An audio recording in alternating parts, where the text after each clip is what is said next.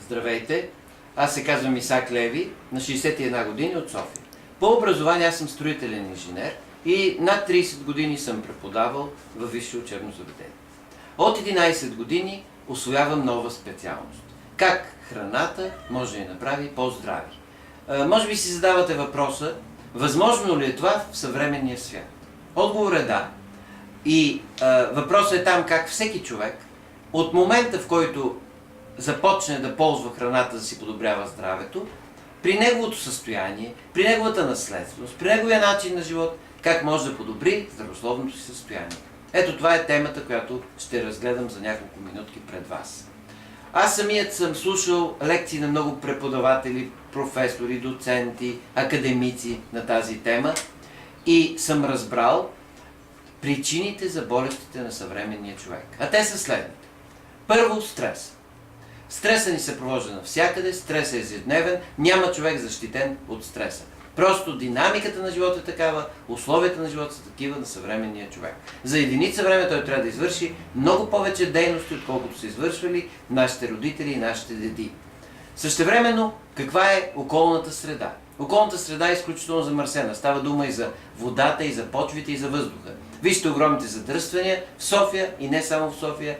Вижте озоновата дупка, радиацията, вредните въздействия на GSM-и, компютри, микровълнови печки, промишлено замърсяване и какво ли не още. И третия фактор е храната. Междувременно има и други фактори, например обездвижването на съвременния човек.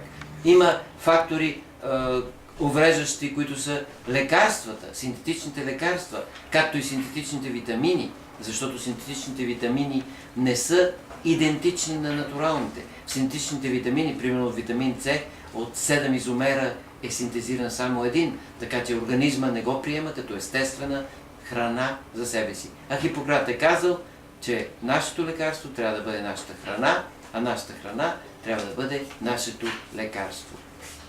И така, фактора храна. Това е отделна тема.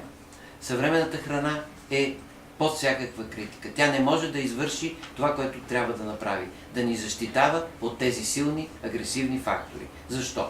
В месата има антибиотици и хормони. В растенията има хербициди и пестициди. Те се берат недозрели. Инжектират се с какво ли не, за да се запазят в търговския си вид и да не изгният. В водата. Водата от най-различни непроверявани източници. И така нататък, и така нататък. Какво има в храните готовите, които купуваме? Има консерванти, ароматизатори, стабилизатори, отцветители, овкусители, все вредни неща. Най-често те се крият зад буквата Е. И какъв е изходът?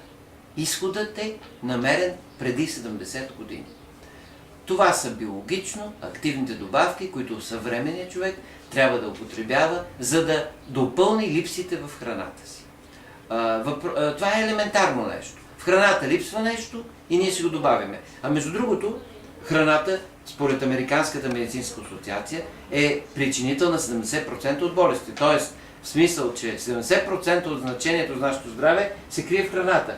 И тук са показани 10 години, в които се показва колко са обеднели плодовете и зеленчуците на ценни съставки. Например, в картофите калций е намалял с 70%. В бананите фолиевата киселина е намаляла 84%. И така нататък, и така нататък, и така нататък. Какъв е резултат? Резултатът е 100 души на ден заболяват от рак. И ви показвам вестник от 2001 година. Сега сме 2009.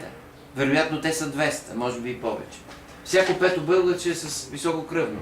Всяко второ е с алергия. Болестите се подмладяват. Така че не бива да си затваряме очите и да мислим, както мислят, между другото, не само много обикновени хора, но и много лекари, за съжаление, че храната на съвременния човек е достатъчна да му достави всичко необходимо.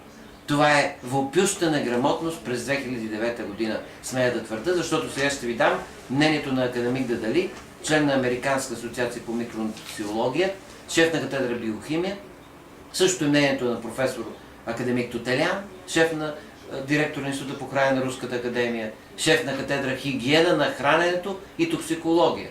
Той ли не знае, доктор на медицинските науки, доцент Фани Рибарова, българският учен от Центъра по хигиена. Добавките трябва да съпровождат човека в целия му жизнен път. Съвременният човек получава белтъчини, въглехидрати, мазнини, вода достатъчно, но примерно 100% да кажем. Витамини, минерали, микро, макроелементи, аминомасни киселини 10 до 30%. Представете ли си един бетон, който има достатъчно чакъл, пясък и вода, да има 10 или 15 или 20% цимент? Вие така ли искате да изграждате сградите и вашето здраве? Аз не искам така, и затова от 11 години употребявам биологично активни добавки, употребявам висок клас биологично активни добавки. Не случайно аптеките вече са пълни с какви ли не. И почва да стои основния въпрос. Ако вие сте разбрали, че биологично активните добавки са именно това, което действа на причините на заболяванията. Те очистват клетки, те възстановяват баланса в тях, те ги защитават. И ако искате да употребявате добавки, което за мен е жизненно необходимо за всеки човек, то остава въпроса какви да изберем. И за това ще поговорим следващия път. Благодаря ви за внимание.